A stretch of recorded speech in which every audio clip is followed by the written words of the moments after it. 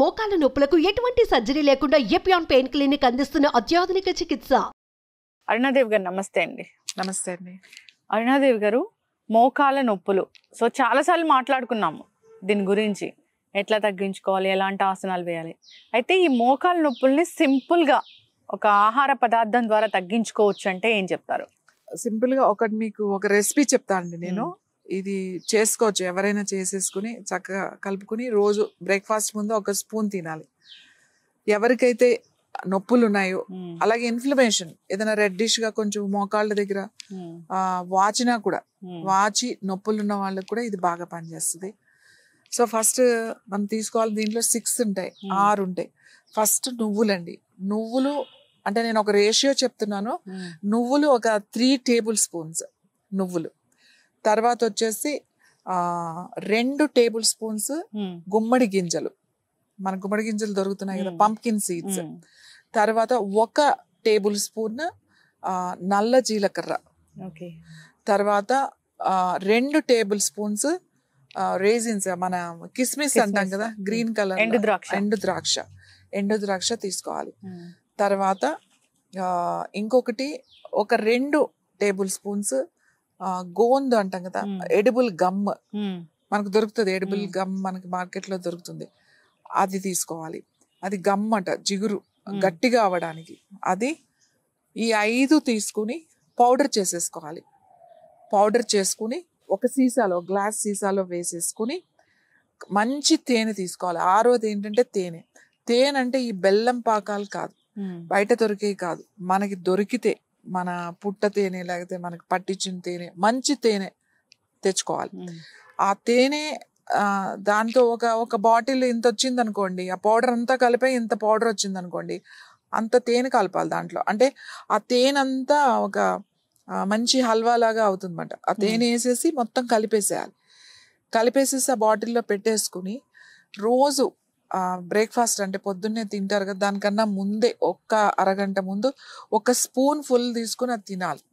Taste కూడా బాగుంటుంది, taste కూడా చాలా బాగుంటుంది.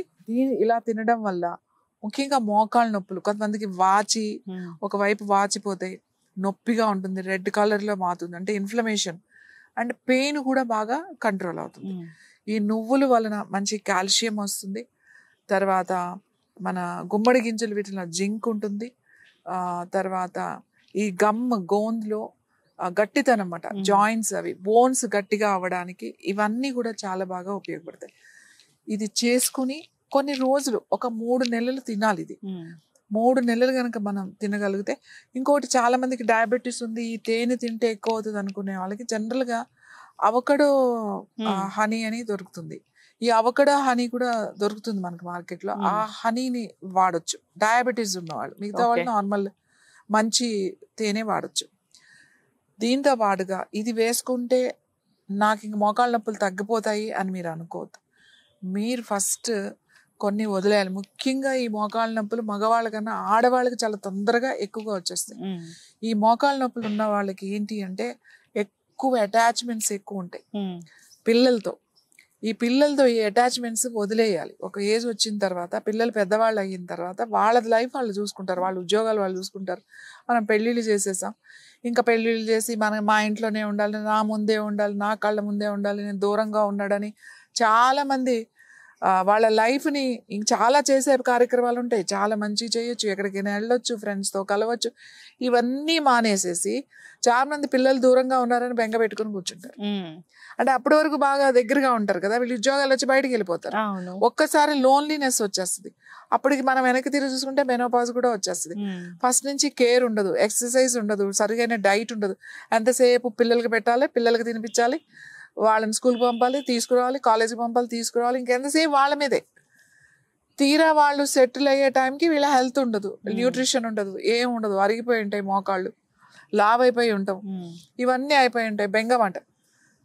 ఇంకోటి ఏంటి, లోన్లీనెస్ వచ్చేస్తుంది. నన్ను ఎవరు చూసేవాళ్ళు లేరు, నేను ఎంత కేర్ తీసుకున్నాను, నేను ఎంత బాగా చూశాను, అయినా కూడా నన్ను ఎవరు పలకరించట్లేదు, నన్ను ఎవరు చూడట్లేదు. ఈ విషయాలు, ఈ ఆలోచనలు మనం మానేయాలి. మన రెస్పాన్సిబిలిటీ, పిల్లల్ని మనం ఎంత చూసుకున్నా వాళ్ళు సెటిల్ అయ్యారు, వాళ్ళ పని వాళ్ళు చూసుకుంటారు. మనం వాళ్ళకి సపోర్ట్ చేస్తాం, ఏదైనా ఉంటే తప్పనిసరిగా మనం నిలబడతామే తప్ప మనం ఎక్కువ ఆలోచించేసి నా పిల్లలంటే నేను ఉండలేను, నేను ఇడిచి ఉండలేను, నా పిల్లలు అని మీరు ఇలాంటి అటాచ్మెంట్స్ ఎక్కువ పెట్టుకుంటే ముందుగా వచ్చేవి మీ మోకాళ్ళ నొప్పులే. మీ మోకాళ్ళ నొప్పులు తగ్గించలే. ఇవి మానేసి హాయిగా మంచి విషయాలు వింటూ, మంచి ఆలోచన చేసుకుంటూ, మంచి సత్సంగాలు చేసుకుంటూ, మంచి ప్రాంతాలకు తిరుగుతూ, మంచి విషయాలను తెలుసుకుంటూ కనుక ఉంటే తొందరగా మీ మోకాళ్ళ నొప్పులు తగ్గుతాయి. ఓకే.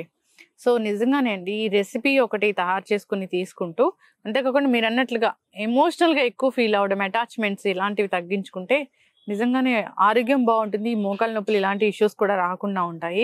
సో అసలు కారణం ఏంటో చాలా చక్కగా చెప్పారు, ఎందుకు వస్తుంది ఈ మోకాళ్ళ నొప్పులు అనేవి. సో అందరూ కూడా ఇలా ఉండి ఆరోగ్యంగా ఉండాలని కోరుకుందాం. ఎవరి లైఫ్ వాళ్ళది, వాళ్ళ లైఫ్ని లీడ్ చేసుకుంటారు ఒక ఏజ్ వచ్చాక.